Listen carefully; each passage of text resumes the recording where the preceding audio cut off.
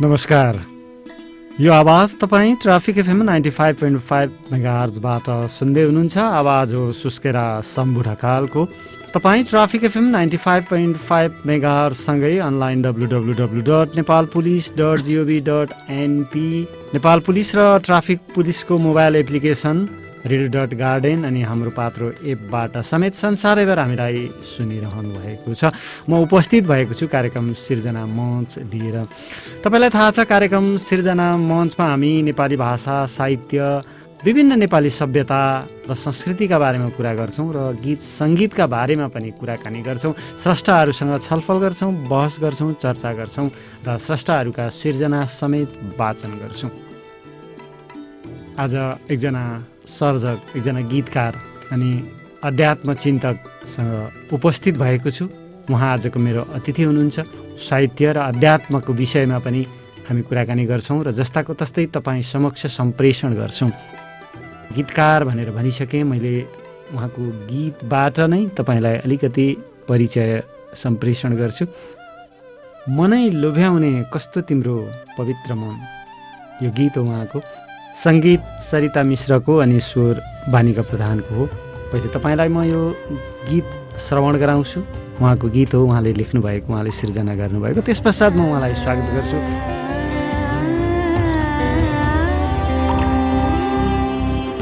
मनै लोभ्याउने कस्तो तिम्रो पवित्र मन,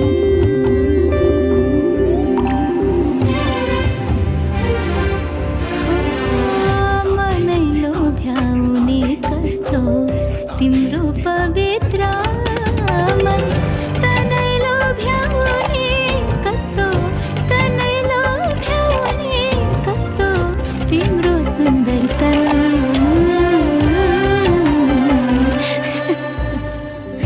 मनै लोभ्याउने कस्तो तिम्रो पवित्र।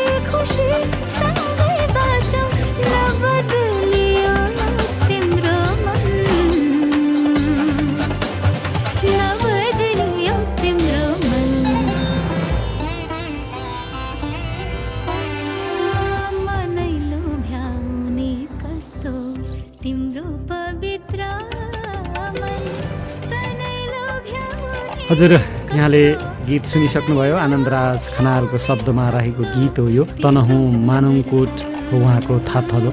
अप्टिकल फाइबर विषयमा उहाँले स्नातकोत्तर गर्नुभएको सन् 2000मा र यस्तै इलेक्ट्रोनिक्स एन्ड कम्युनिकेसनमा स्नातक सन् 1996मा। दुवै विषयमा उहाँले भारतबाट नै स्नातक र स्नातकोत्तर गर्नुभएको र कानुनमा स्नातक गर्नुभएको त्रिभुवन विश्वविद्यालयबाट सन् 2009मा र त्यो समयको स्वर्ण पदक विजेता पनि हुनुहुन्छ उहाँ कानुन विषयको स्नातकबाट।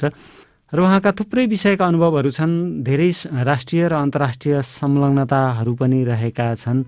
उहाँले चाहिँ काठमाडौँ विश्वविद्यालयमा सन् 1997देखि 2005सम्म अध्यापन गराउनुभयो र 2006देखि सन् 2006देखि चाहिँ दूरसञ्चार प्राधिकरणमा वरिष्ठ निर्देशकको रूपमा कार्यरत हुनुहुन्छ। अहिले पनि कार्यरत हुनुहुन्छ र भिजिटिङ प्रोफेसरको रूपमा उहाँ चाहिँ अहिले पनि विभिन्न कलेजहरूमा अध्यापन गराइरहनु भएको छ। युएनको आइटियु अन्तर्राष्ट्रिय दूरसञ्चार विकास ब्युरो अन्तर्गत अध्ययन समूहको उपाध्यक्ष हुनुहुन्छ र यस्तै युएनकै इन्टरनेट गभर्नेन्स फोरममा मल्टी स्टेक होल्डर एडभाइजरी ग्रुपको सदस्यको रूपमा यी दुवै स्थानमा, दुवै पदमा चाहिँ नेपालीको संलग्नता, नेपालीको उपस्थिति यो पहिलो पटक हो। त्यो हाम्रो लागि गर्व गर्ने विषय हो र सँगै उहाँ एकजना गीतकार भनेर अघि मैले भनिसकेँ र अध्यात्म चिन्तक। परिचयसँगै यहाँलाई हार्दिक स्वागत गर्छु कार्यक्रम सिर्जना मञ्चमा। धन्यवाद मलाई बोलाइदिनु भयो। मैले यहाँको परिचय गराउँदाखेरि एउटा विषय समातेर कुरा गर्ने हो भने पनि धेरै श्रृङ्खलाहरू जान्छ जस्तो लाग्यो। तथापि हामी आज नितान्त एउटा साहित्यिक मञ्चमा रहेका कारणले गीत सङ्गीतबाटै सुरु गरौँ जस्तो लाग्यो। आनन्दराज खनाल एउटा गीतकार, कहिलेदेखि गीत लेख्न थाल्यो, कहिलेदेखि कविता लेख्न थाल्यो भन्ने जिज्ञासा रहन सक्छ श्रोतामा।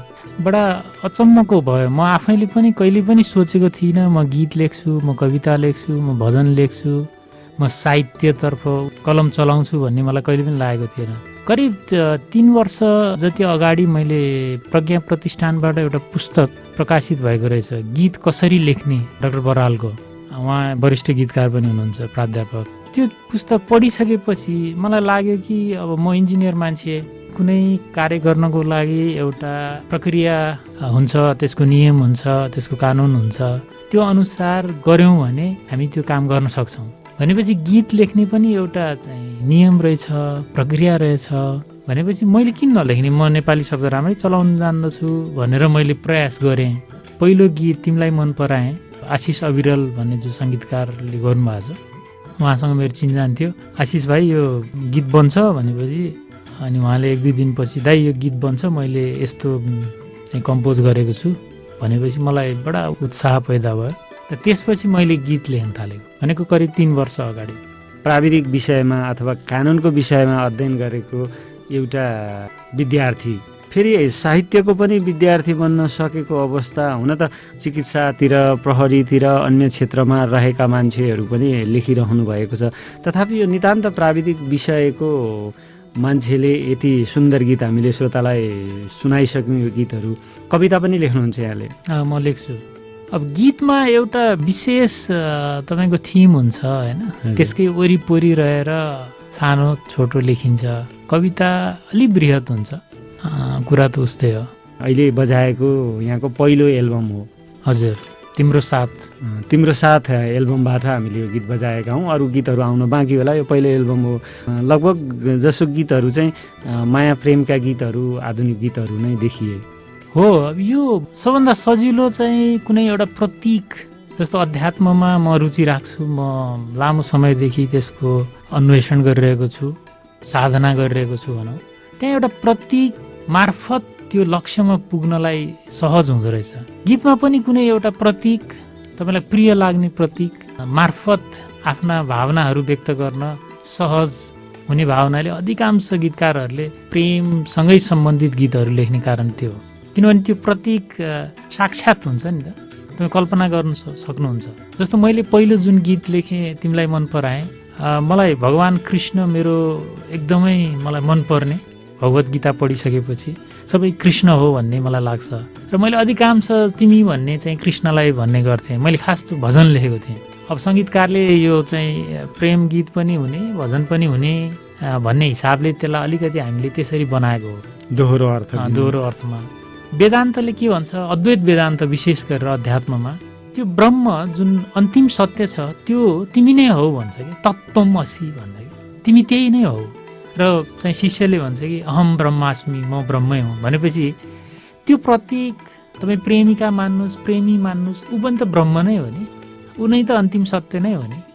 त्यस हुनाले मेरो अधिकांश तपाईँ गीत, कविता, भजन र मेरा लेखहरूमा तिमी भन्ने शब्द मलाई असाध्यै प्यारो लाग्छ। तत्त्वम असि, त्यो तिमी हौ, त्यतैतिर लक्षित छ। लक्षित छ। अब यसो हेर्दाखेरि कसैले पनि त्यतातिर लक्षित छ भनेर भन्न नसक्ने स्थिति हुनसक्छ, किनभने यो त गीत हो, लौकिक गीत हो होइन। त्यस हुनाले प्रेमसँग जोड्दाखेरि पनि मान्छेले पत्याउँछ, त्यतातिर जोड्दाखेरि पनि पत्याउँछ। तपाईँ यतिखेर ट्राफिक एफएम 95.5 मेगाहर्जमा कार्यक्रम सिर्जना मञ्च सुनिरहनु भएको छ। म सुस्केरा शम्भु ढकाल छु तपाईँको साथमा, र आज हामीसँग अतिथि हुनुहुन्छ एकजना सर्जक आनन्दराज खनाल हुनुहुन्छ। हामी उहाँसँग गीतका बारेमा कुरा गर्छौँ, विशेष गरी गीत लेखनीका बारेमा कुरा गर्छौँ, कविताका कुरा गर्छौँ र अध्यात्म चिन्तनका बारेमा पनि कुराकानी गर्छौँ। हामी साहित्य विषयका कुराकानी गरिरहँदा, यो साहित्यको एउटा भाषा साहित्यको मञ्चमा उभिएर कुराकानी गरिरहँदा फेरि पनि तपाईँलाई अनुरोध गर्छौँ, तपाईँ हामी दुवै मिलेर, सबै मिलेर सडक सभ्यता निर्माण गर्न सक्छौँ, सडक सुरक्षालाई मजबुत बनाउन सक्छौँ केवल ट्राफिक नियमको पालनाले मात्रै। ट्राफिक नियम पालना गऱ्यौँ भने तपाईँ हामी आफ्नो सुरक्षा गर्छौँ, आफ्नो परिवारको सुरक्षा गर्छौँ र उनीहरूको भविष्यको सुरक्षा गर्छौँ र अरूको पनि सुरक्षा गर्न सक्छौँ। त्यसैले हमेसा हामी सडकमा पैदल यात्राका निमित्त निस्कौँ या सवारी साधन लिएर निस्क्यौँ, आफूले पालना गर्नुपर्ने नियम के हो भन्ने कुरालाई हमेसा ख्याल गरौँ। मैले यति अनुरोध गरेँ, त्यस पश्चात पुनः म विषयतिरै फर्कन्छु। यहाँले गीत लेखनीको छोटो इतिहास बताउनु भयो, एउटा एल्बमको कुरा गऱ्यौँ हामीले। अत्यन्त पहिले एल्बम भर्खरै गीत लेख्न थाल्नुभयो, एउटा चाहिँ परिपक्व उमेरमा आइसकेपछि, आफ्ना शिक्षाका कुराहरू सकिसकेपछि र चाहिँ आफूलाई स्थापित गरिसकेपछि, एउटा पहिचान बनाइसकेपछि अनि गीत लेखनीतिर लागेको देखियो। यहाँको अध्ययन, साहित्यको अध्ययनको कुराकानी गरौँ न अलिकति। पश्चिमेली लेखक जज बर्नार्ड शाहले हुनुपर्छ 100वटा पुस्तक पढ्यो भने एउटा पुस्तक लेख्न सकिन्छ भनिएको छ। के छ, कस्ता पुस्तकहरूमा रुचि छ, कतिको पढ्नुहुन्छ साहित्य? म वास्तवमा साहित्यमा त्यति धेरै रुचि राख्ने मानिस होइन। मेरो अब प्राविधिक पढाइ भएको हुनाले मैले साहित्य खासै पढिनँ भन्दा पनि हुन्छ। मलाई पल्पसा क्याफे नारायण वाग्लेको पढ्दाखेरि त्यसको भाषा खुब मन पर्यो। त्यस्तै गरेर मैले अरू केही पुस्तकहरू पढेँ, तर त्यति धेरै साहित्य पढ्ने, निस्किने बित्तिकै पढ्ने, जगदीश घिमिरेको अन्तर्मनको कथा, त्यसपछि आएर जगदीश घिमिरेकै सकस, मैले लेखकलाई पनि चिनेको हुनाले मैले त्यसमा लेख पनि लेखेँ, त्यसको समीक्षा गरेर। आजकल चाहिँ मैले पढ्ने भनेको वेदान्त साहित्य नै हो, मेरो आध्यात्मिक साहित्य नै पढ्ने हो। मैले पढ्ने भनेको गीता पढ्ने हो, उपनिषद पढ्ने हो र वेदान्तसँग सम्बन्धित अन्य प्रकरण ग्रन्थहरू म पढ्दछु।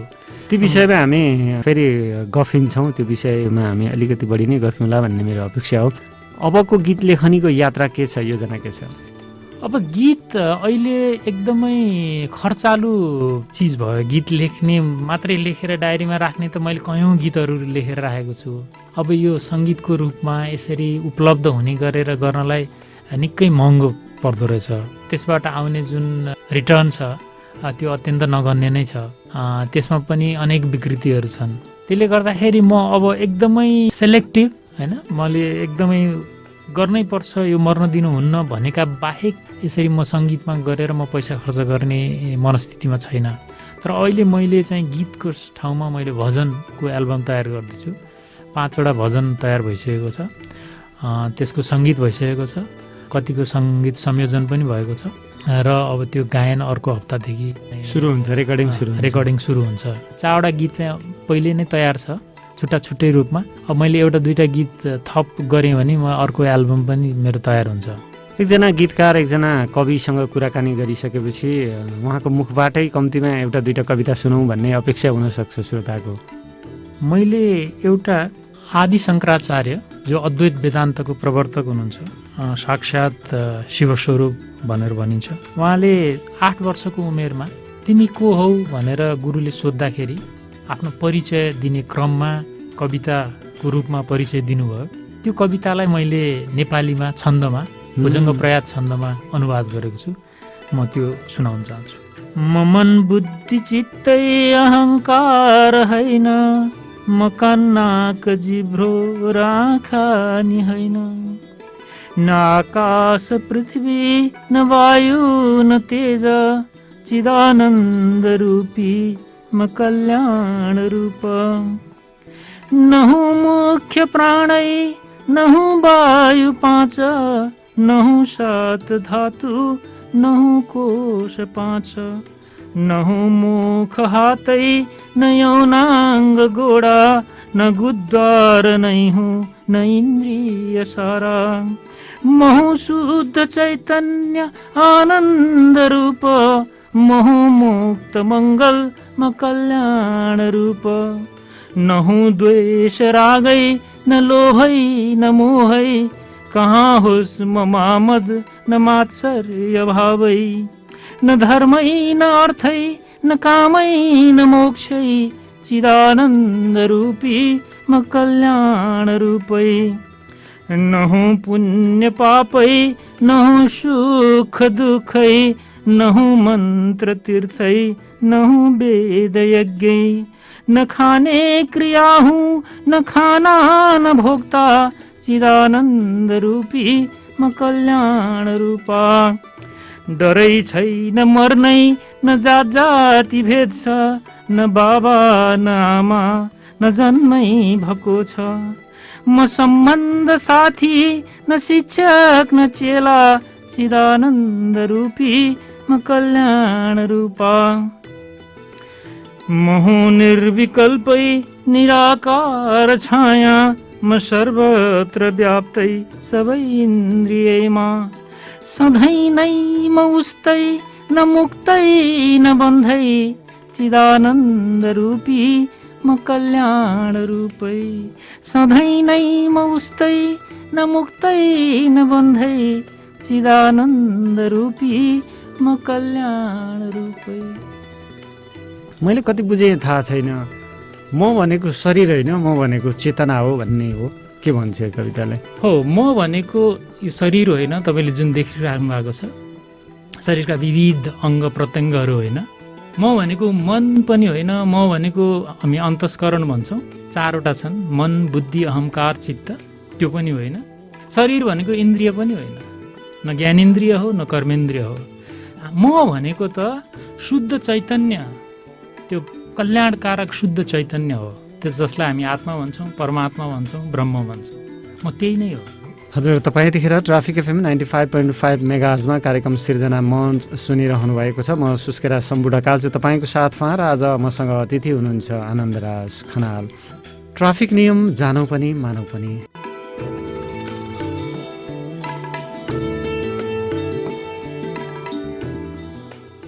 यहाँको साहित्यिक लेखनीका बारेमा अलिकति कुराकानी गऱ्यौँ, यहाँको गीत पनि सुन्यौँ, यहाँको कविता पनि सुन्यौँ। अब चाहिँ मलाई अलिकति के लोभ लागिरहेछ भने मैले श्रोता समक्ष परिचय पनि गराएँ। यहाँको आध्यात्मिक चिन्तनको गोरेटोमा हिँडिरहनु भएको छ।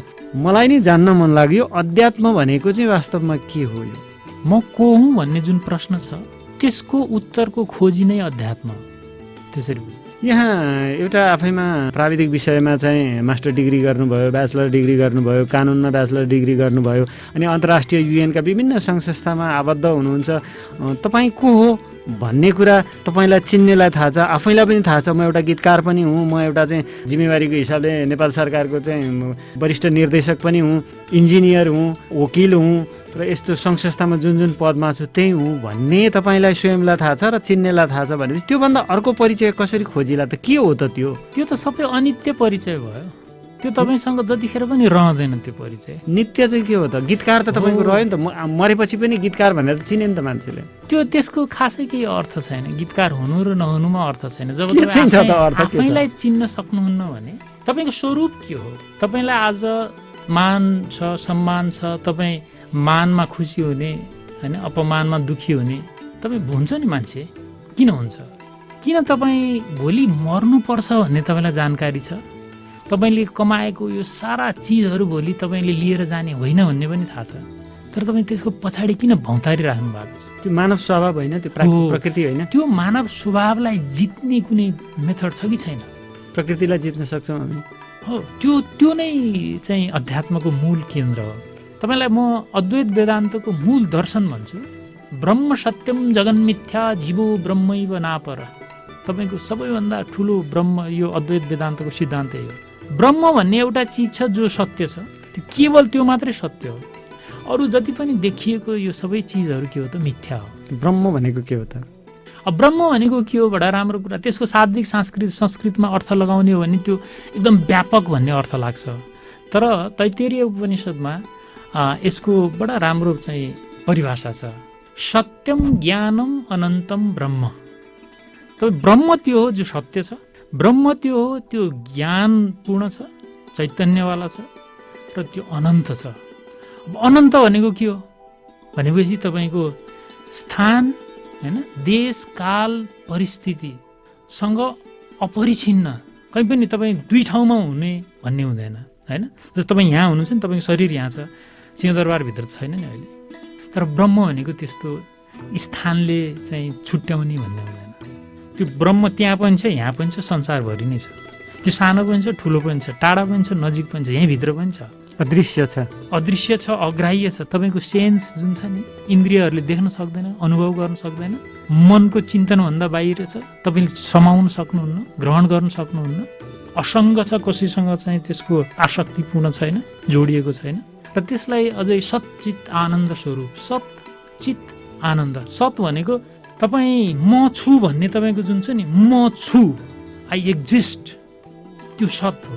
चित तपाईँसँग त्यो चाहिँ चैतन्य छ नि, म भन्छु नि, मेरो हात भन्नुहुन्छ तपाईँ, मेरो शरीर भन्नुहुन्छ भनेपछि तपाईँ शरीर त होइन रहेछ नि त, म भन्ने चिज त छुट्टै रहेछ नि। जुन म छु भन्ने चिज छ, त्यो चेतना छ, त्यो चैतन्य हो, त्यो म छु भन्ने चिज हो। र तपाईँको सच्चित आनन्द, त्यो चाहिँ आनन्द स्वरूप छ। त्यहाँ कहिले पनि दुःख छैन। अब संसारमा के छ? दुःख छ। भगवान् बुद्धले भन्नुहुन्छ नि, संसारमा दुःख छ, जीवनमा दुःख छ, दुःखको कारण छ भने जस्तै यसमा चाहिँ के छ भने त्यो आनन्द स्वरूप छ। त्यहाँ दुःख भन्ने कुरा छैन। दुःखको आत्यन्तिक निवृत्ति भइसकेपछि जुन चिज प्राप्त हुन्छ त्यो ब्रह्मस्वरूप हो। र त्यसको तपाईँसँगै छ, तपाईँ नै हो। खालि केले छ भन्दाखेरि तपाईँको चाहिँ अज्ञानले ढाकेको हुनाले त्यो अनुभव भएको छैन। त्यो निवृत्त कसरी हुन्छ त? त्यो निवृत्त अवस्थामा व्यक्ति कसरी पुग्छ त? अब यसको 3टा मेथड बताएको छ, यसको 3टा उपाय बताएको छ। श्रवण, मनन, निधिध्यासन। वेदान्तले 3टा भन्छ। श्रवण गर्ने भनेको शास्त्रले के भन्छ, गुरुले के भन्नुहुन्छ त्यो सुन्ने, पढ्ने। अनि त्यो सुनिसकेपछि, पढिसकेपछि अनेकौँ प्रश्नहरू आउँछन्। यो कसरी भयो, यो कसरी भएन, यो सबै प्रश्नहरू आउँछन्। के यो साँचो होला, कसरी सम्भव होला, त्यसलाई मनन गर्ने, त्यसका उत्तरहरू खोज्ने। गुरुले बताइदिनुहुन्छ यो यसरी भयो भनेर। तपाईँले हेर्नुभयो भने यस्ता प्रश्न उत्तरबाटै नै सबै चाहिँ उपनिषदहरू आएको छ। जस्तो तपाईँले गीता पढ्नु भएको छ, श्रीकृष्ण र अर्जुनको संवाद हो। कयौँ ठाउँमा अर्जुनले तपाईँले यो भन्नुभएको छ, तपाईँले मलाई यो चाहिँ झन् दुविधामा पारिदिनु भयो, निश्चित गरेर भन्नुहोस् ज्ञान ठुलो हो कि कर्म ठुलो हो भनेर हरेक ठाउँमा प्रश्न प्रति प्रश्न गरेका छन्। त्यसमाले यो सबै ज्ञान भनेको गुरु शिष्य संवादबाट त्यो मनन गर्दाखेरि निस्केका चिजहरू। ज्ञान ठुलो कि कर्म ठुलो त? आदि शङ्कराचार्यले ज्ञान र कर्मको समुच्चय, त्यसको एकता सम्भव छैन, त्यो उहाँको दर्शन छ। तर कठोपनिषदको आज म पहिलो चाहिँ अध्यायको पहिलो बल्लीको 17औं मन्त्रमा म हेर्दै थिएँ। त्यसमा चाहिँ कर्म र ज्ञानलाई एउटै मन्त्रमा राखेको छ कि त्यो दुइटैबाट चाहिँ जन्म मृत्युबाट पार हुन्छ भनेर भने। अनि उहाँले पनि त्यसलाई त्यही नै लेख्नु भएको छ। भनेपछि शङ्कराचार्यले अहिलेसम्म कर्मबाट मुक्ति हुँदैन भन्नुभएको थियो, यहाँ चाहिँ यो समुच्चय ज्ञान र कर्मको चाहिँ समुच्चयको कुरा गर्नुभएको छ। भन्छ अब कर्म चाहिँ के भन्छ अध्यात्म विज्ञानमा भने, कर्मले मानिसको अन्तस्करणलाई पवित्र गराउनलाई, क्लेशरहित बनाउनको लागि यो साधन हो, साध्य होइन। त्यो भनेको निष्काम कर्म गर्ने, कर्म गर्दाखेरि कुनै पनि फलको अपेक्षा रहित कर्म एउटा गर्ने। अर्को कुरा भनेको कर्ममा कर्ता भाव नराखिकन, अहङ्कार भाव नराखिकन कर्म गर्ने। अहङ्कार विमूढ आत्मा कर्ता अहमिति मन्यते भन्छ गीताले। त्यो मूढ हो, त्यो मूर्ख हो जसले कर्ता म हुँ भन्ने ठान्दछ। वास्तवमा त कर्ता होइन। अहम कर्ता अहम भोक्ता यदि भावम त्यक्ता सुखी भव तोम न कर्ता न भोक्ता भन्छ उपनिषद। म कर्ता हुँ, म भोक्ता हुँ, यस्तो भावना त्याग्यौ भने मात्रै तिमी सुखी हुन सक्छौ। न तिमी कर्ता हो न भोक्ता हो। हो चाहिँ के त?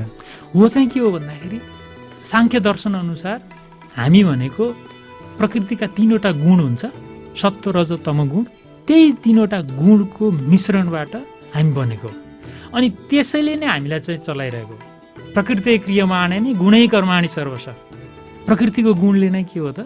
त्यो नै सबैभन्दा चाहिँ शक्तिशाली हो, त्यसैले चलाउने हो हामीलाई। हामी भाषा साहित्य सङ्गीत सिर्जनाका कुराहरू गरिरहेका छौँ र अध्यात्मलाई जोड्दैछौँ।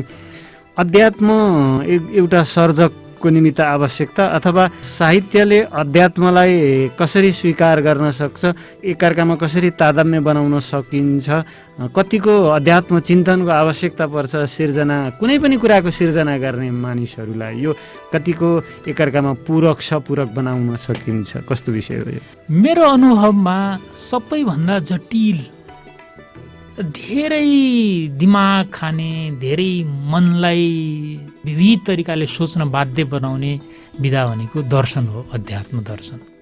तपाईँ सोच्नुहोस् न, एउटा चिज ब्रह्म भन्ने चिज छ, तत्त्व छ, त्यो बाहेक यो सारा जगत मिथ्या हो, वास्तवमा यो होइन।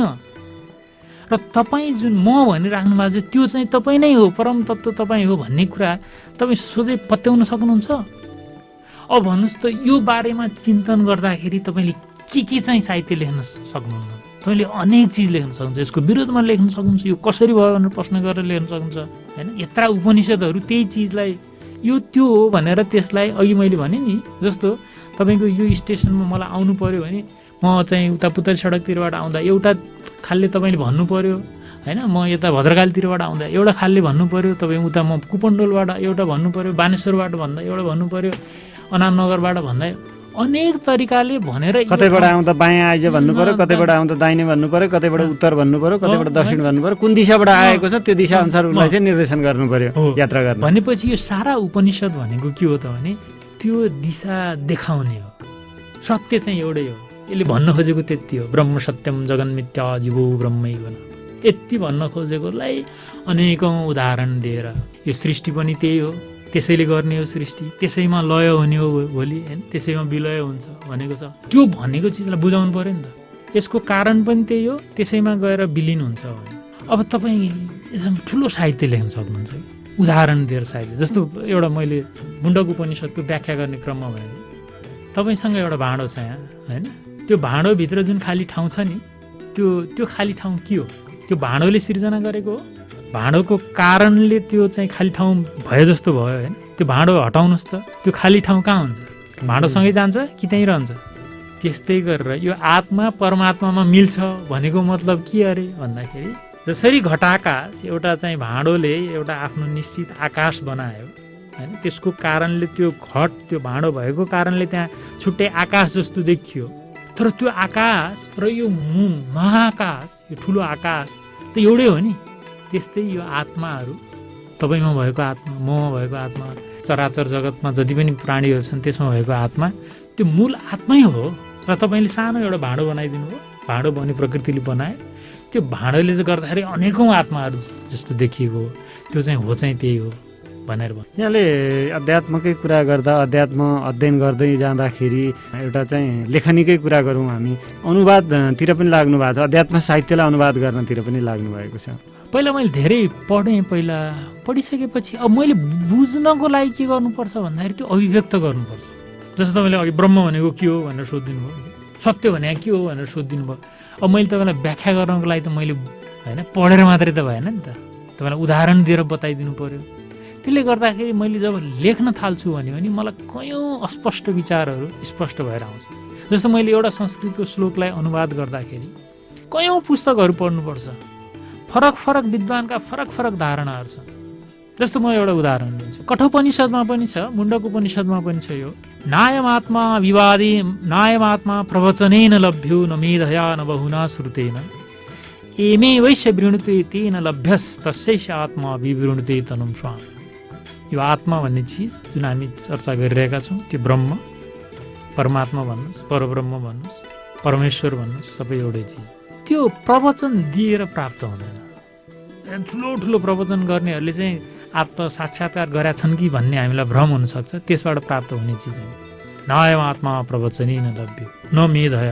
तपाईँसँग भयङ्कर धेरै स्मरण शक्ति छ, तपाईँले वेद कण्ठ गर्नुभएको छ, उपनिषद कण्ठ गर्नुभएको छ, सारा शास्त्र तपाईँलाई कण्ठ छ, तपाईँ त्यसको अर्थ लगाउन सक्नुहुन्छ, त्यसले पनि तपाईँको ब्रह्म साक्षात्कार हुँदैन। न बहुना श्रुतेन, तपाईँ सबै सुन्नुभएको छ, गुरुको मुखबाट सबै सुन्नुभयो, त्यसबाट पनि हुँदैन। एमे वैश्य वृणुते यम एव एष वृणुते। अब यो यम एव एष, यो दुईटा यम र एष भन्ने चाहिँ सर्वनाम हो, एउटै हो यसको, यो त्यो जे भन्नुहोस्। त्यो कुकुला भनेको भन्ने कुरामा दुईटा धेरै विद्वानहरूको आफ्नो आफ्नो मत रहेछ है। अब म जीव भएँ होइन, वेदान्तको भाषामा म अहिले जे भनिरहेको छु, मैले ब्रह्म साक्षात्कार गरेको छैन, म जीवको अवस्थामा छु, म अज्ञानको अवस्थामा छु। म भित्र के छ, एउटा आत्मा छ, त्यो जहिले पनि चैतन्य स्वरूप छ, ज्ञान स्वरूप छ। अब मैले त्यो जीवले त्यो आत्मालाई साक्षात्कार गर्नु पर्यो भनेको मतलब म जीव भनेको चाहिँ आत्मा नै हो भन्ने कुराको अवस्थामा पुग्नु पर्यो अनुभवद्वारा। भनेपछि यम एव एष वृणुते भनेको यो जीवको प्रयासले आत्मा साक्षात्कार गर्ने हो कि आत्माको अनुग्रहले जीवलाई उद्घाटित गरिदिने हो। दुईटा स्कुल अफ थट रहेछ। सजिलो गरी बुझ्न खोजौँ न यसलाई चाहिँ। आत्मा साक्षात्कार अथवा ब्रह्म साक्षात्कार कसरी प्राप्त हुन्छ? यो भनेको चाहिँ आफूलाई चिन्ने नै हो। आफैलाई चिन्ने हो। कसरी चिन्ने त? त्यो साक्षात्कार कसरी हुन्छ त? हो त्यही भने नायम आत्मा प्रवचनै न लभ्यो न मेधया न बहुना श्रुतेन। तीनटा चिज हामी भन्छौँ नि, बाफ्रे कत्रो खतरा विद्वान रहेछ भन्छौँ नि। विद्वान भएर विद्वता भएर प्रवचन दिन सक्ने भएर अहिले मैले जति पनि दिइरहेको छु नि, त्यसरी त चिनिन्न भन्ने भयो। चिनिँदैन। र जस्तो ध्यानबाट मेडिटेसनबाट आत्मा साक्षात्कार हुन्छ भनेको पनि सुनिन्छ हामीले, त्यो हो चाहिँ के बाटो कुन हो? यो दुईटा स्कुल अफ थट रहेछ कि यसमा। हजुर, यो यम एव एष वृणुते भन्नेमा दुईटा चाहिँ एकदमै फरक धार देखियो। एउटाले चाहिँ तिमीले त्यो जीवले प्रयास गर्नु पर्यो, म आत्म साक्षात्कार गर्छु, म भएको अज्ञान हटाउँछु भनेर नित्य निरन्तर प्रयत्नशील रहनु पर्यो। त्यही प्रयत्नका कारणले आत्माले आफूलाई उद्घाटित गरिदिन्छ। एमे वैश्य वृणुते तेन लभ्य तस्यैष आत्मा विवृणुते तनुंसाम। त्यसलाई, त्यस्तो व्यक्तिलाई, त्यस्तो जीवलाई त्यो आत्माले के गरिदिन्छ त? आफ्नो स्वरूपको दर्शन दिन्छ भन्ने एउटा स्कुल अफ थट भयो। अर्कोले के भन्छ भन्दाखेरि यो सबै चिजले प्राप्त हुने होइन, जब त्यो आत्मा स्वयंले नै अनुग्रह गर्छ, कृपा गर्छ, अनि मात्रै उसले आफ्नो स्वरूपको दर्शन दिन्छ। विचार किन फरक त? बाटो किन दुईटा देखाइयो त? आफ्नो आफ्नो बुझाइ हो नि। भने दुवै बाटोबाट पनि पुग्न सकिन्छ भन्ने? सकिन्छ, पुगेकै छन्। जसले जसरी अनुभव गर्यो त्यो कुराहरू व्यक्त गर्यो। त्यो भनेको एउटा भक्ति मार्ग भयो होइन। उसकै अनुग्रहले प्राप्त हुन्छ भनेको मतलब भक्ति मार्ग भयो। आफ्नो प्रयासले प्राप्त हुन्छ भनेको मतलब ज्ञान मार्ग हो। मसँग अज्ञान छ, जीव अज्ञानी हो, त्यो अज्ञान त जीवैले आफैले हटाउनु पर्यो नि आफ्नै प्रयासले। ज्ञान भएपछि चाहिँ अज्ञान हट्ने हो, त्यो भनेको चाहिँ ज्ञान मार्ग। कुनै सान्दर्भिक कविता छ? कविता चाहिँ अनुष्टुप छन्दमा, मैले छन्दको पनि अभ्यास गरिरहेँ र यही वेदान्तकै छेरोफेरोमा मैले एउटा कविता लेखेको छु है। डोरी नै सर्प लागे झैँ, डोरी नै सर्प लागे झैँ संसार बन्धनै पनि, डोरी नै सर्प लागे झैँ संसार बन्धनै पनि, ज्ञान नाश्य भएकाले मान मिथ्या नहुन् भने, ज्ञान नाश्य भएकाले मान मिथ्या नहुन् भने। नाशवान छ अनित्य यो त्यसैले त असत्य हो, नाशवान छ अनित्य यो त्यसैले त असत्य हो, बन्धन रूप छ मिथ्या हो, बन्धन रूप छ मिथ्या हो, दुःख रूप प्रपञ्च हो, दुःख रूप प्रपञ्च हो। मिल्दैन प्रवचनले यो न त मेधा भएर नै, मिल्दैन प्रवचनले यो न त मेधा भएर नै, बलहीन नि पाउन्न न त शास्त्र सुनेर नै, बलहीन नि पाउन्न न त शास्त्र सुनेर नै। नित्य शुद्ध छ यो आत्मा सक्दैन कर्मले छुन, नित्य शुद्ध छ यो आत्मा सक्दैन कर्मले छुन, आत्मा दृश्य हुने नै छ, आत्मा दृश्य हुने नै छ, अविद्या हट्छ जुन दिन, आत्मा दृश्य हुने नै छ, अविद्या हट्छ जुन दिन। साउन 3 गते लेखेको रहेछ। तपाईँ यतिखेर ट्राफिक एफएम 95.5 मेगाजमा कार्यक्रम सिर्जना मञ्च सुनिरहनु भएको छ। म सुस्केरा शम्भु ढकाल छु तपाईँको साथमा र आज हामीसँग अतिथि हुनुहुन्छ गीतकार, कवि एवं अध्यात्म चिन्तक आनन्दराज खनाल हुनुहुन्छ हामीसँग। हामी कार्यक्रमको अन्त्यतिर छौँ। हामीले केही साहित्यका सिर्जनाका कुरा गऱ्यौँ र अध्यात्म चिन्तनका पनि कुरा गऱ्यौँ। यहाँले आफूसँग भएको विषयहरू, आफूसँग भएको चेतना ज्ञानहरू हामीलाई बाँडिरहनु भएको छ।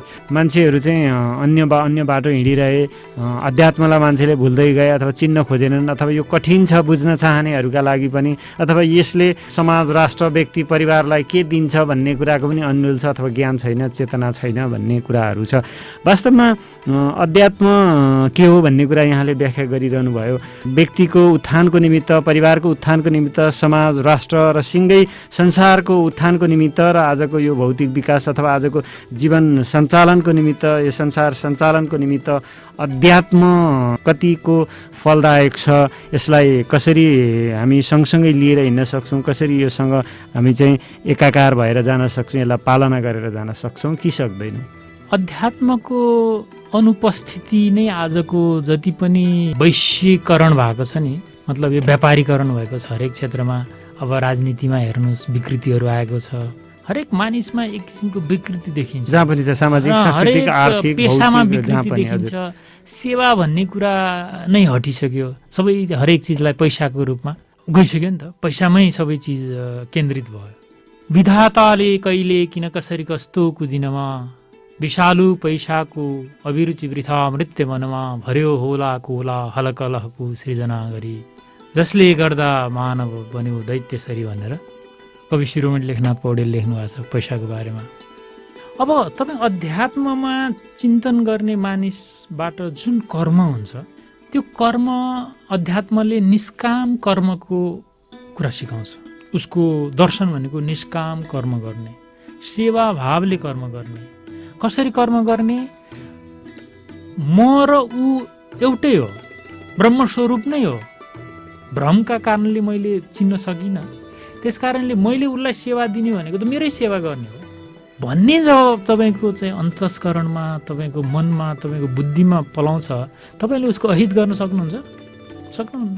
तपाईँले गर्ने हरेक कार्यहरू यसरी चाहिँ परिष्कृत भएर जान्छन्, सुसंस्कृत भएर जान्छन् कि तपाईँ गलत कार्य गर्नै सक्नुहुन्न। शास्त्रले निषेध गरेका कार्यहरू तपाईँबाट हुन सक्दैन, अधर्म हुन सक्दैन। भनेपछि त तपाईँले संसार त बडा चाहिँ सुन्दर पाउनुहुनेछ। भनेपछि हामीले यसको सारमा निस्वार्थ भावले मान्छेले काम गर्छ, एकले अर्कालाई सहयोग गर्छ, काटमार गर्दैन, लुटचोर गर्दैन, अरूको अहित चिताउँदैन, एउटा राष्ट्रले अर्को राष्ट्र विरुद्ध अहित चिताउँदैन, सिमानामा द्वन्द्व विवाद हुँदैन, झैझगडा हुँदैन, मानिसहरू मारिँदैनन्, एकअर्कामा बम ब्लास्ट हुँदैन, बन्धुत्वको भावना चाहे एउटा सानो समाजमा होस् चाहे संसारभरि चाहिँ त्यो विकास हुन्छ, एकता हुन्छ र चाहिँ एउटा सुन्दर संसारको निर्माण हुन्छ यदि मानिसहरूले अध्यात्म बुझेर पालना गरेका दिन।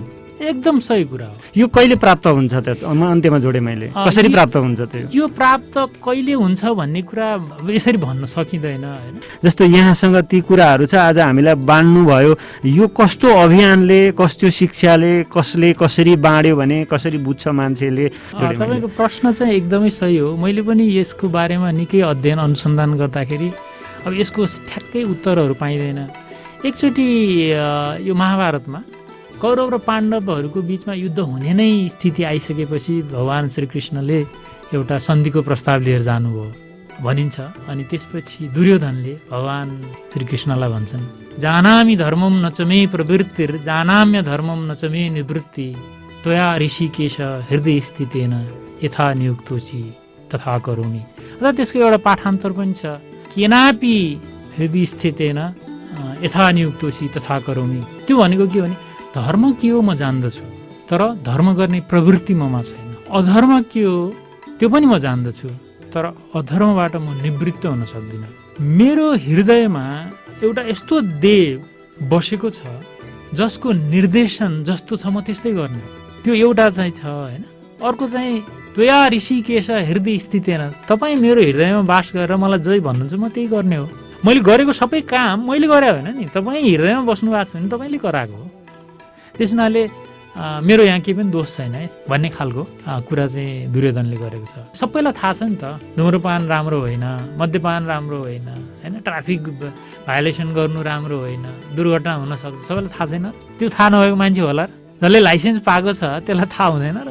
हजुर, हामी आज यति भन्न सक्छौँ, धेरै कुराहरू बुझिसक्यौँ। हृदय सफा राखौँ, हृदय स्वच्छ छ भने व्यक्ति, समाज, परिवार र संसार स्वच्छ बनाउन सकिन्छ र एकता र भाइचारा, सामान्य शब्दमा एकता र भाइचारा निर्माण गर्न सकिन्छ। यति बुझौँ हामीले सारमा। हजुर, यहाँले आफ्नो व्यस्त समय हामीलाई दिनुभयो र आफ्ना यति सुन्दर विचारहरू, साहित्यिक विचारहरू, आध्यात्मिक विचारहरू प्रवाह गरिदिनु भयो। यहाँलाई हार्दिक आभार व्यक्त गर्दछौँ। यति छोटो समयमा यहाँले गीत सङ्गीतदेखि लिएर कविता, अध्यात्म के चाहिँ बाँकी राख्नु भएन र, धन्न त्यो प्राविधिक पाटोमा जानु भएन। यति बृहत विषयमा र सारपूर्ण कुराहरूमा मलाई बोल्न प्रेरित गरेर तपाईँले छोटो समयमा जे अभिव्यक्त गर्ने मौका दिनुभयो, म अत्यन्त प्रसन्न छु। तपाईँलाई म धन्यवाद दिन चाहन्छु। सडक सुरक्षाका लागि सङ्गठित प्रयासका रूपमा आएको मेट्रो ट्राफिक एफएम 95.5 मेगाहर्ज म प्रायः गाडी चलाउँदाखेरि सुन्ने गर्छु। यसले राम्रो गरोस्, उन्नति होस्, यसको यो सबैको कानमा गुन्जियोस्, मेरो शुभकामना छ। धन्यवाद। हजुर, आजका अतिथिले भने सँगसँगै म पनि सधैँ सडक सुरक्षा र सभ्यताको कुरा गरिरहँदा आज एउटा कुरा थप्न मन लाग्यो। हामी अध्यात्म चेतको विकास गरौँ, भाइचाराको निर्माण गरौँ, एकता बनाइराखौँ, संसारलाई र आफ्नो जन्मलाई सार्थक तुल्याउँ। जाँदा जाँदै तपाईँका निमित्त कार्यक्रम सिर्जना मञ्चमा आनन्दराज खनालको शब्द, आशिष अविरलको सङ्गीत र नरेन्द्र प्यासीको स्वरमा रहेको यो गीत छोड्दछु। तपाईँको समय शुभ रहोस्। जय नेपाल। सम्झनामा नआऊ तिमी, चाहनामा नआऊ,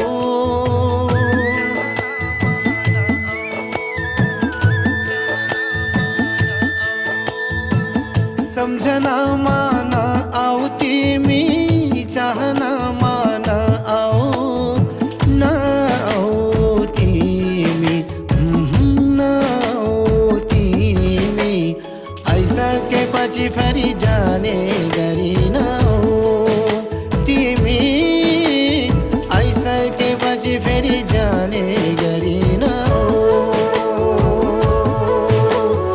आइसकेपछि फेरि जाने गरी नआऊ तिमी, आइसकेपछि फेरि जाने गरी नआऊ।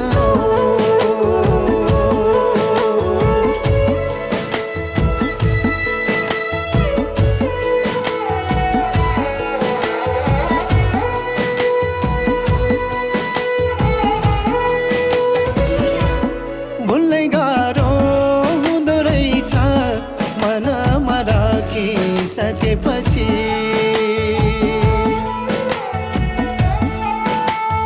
हो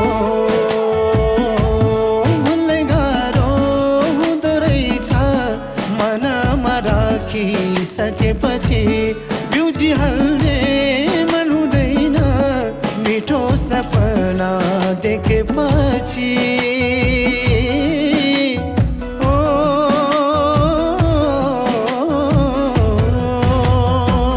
सम्झनामा नआऊ तिमी, चाहनामा नआऊ, नआऊ तिमी, नआऊ तिमी, आइसकेपछि फेरि जाने गरी नआऊ तिमी, आइसकेपछि फेरि जाने गरी नआऊ, आइसकेपछि फेरि जाने गरी नआऊ तिमी, आइसकेपछि फेरि जाने गरी नआऊ।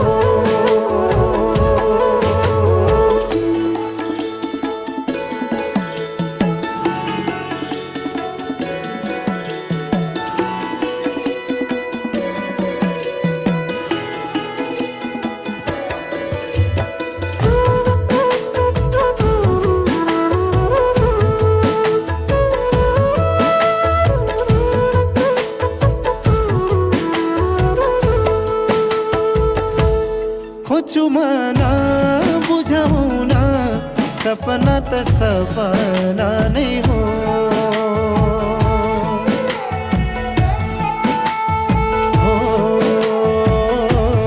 खोज्छु मन बुझाउन, सपना त सपना नै हो, हुनुपर्ने भइ नै हाल्छ, यथार्थ त विपना नै हो।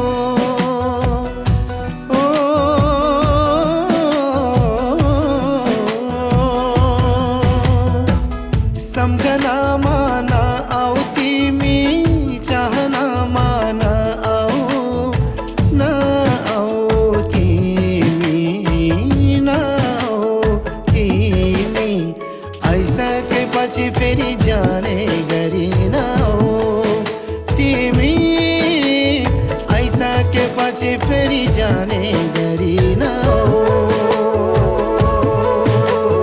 आइसकेपछि फेरि जाने गरी नआऊ तिमी, आइसकेपछि फेरि जाने गरी नआऊ।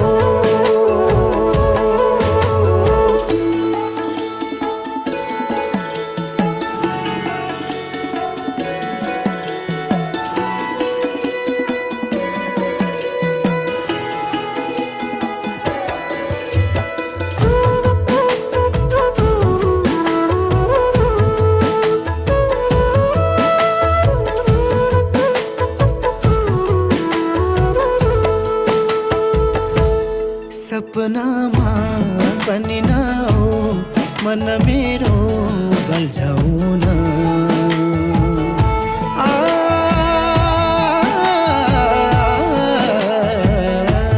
सपनामा पनि नआऊ, मन मेरो बल्झाउन, विगतका पल सम्झै फेरि मलाई तडपाउन।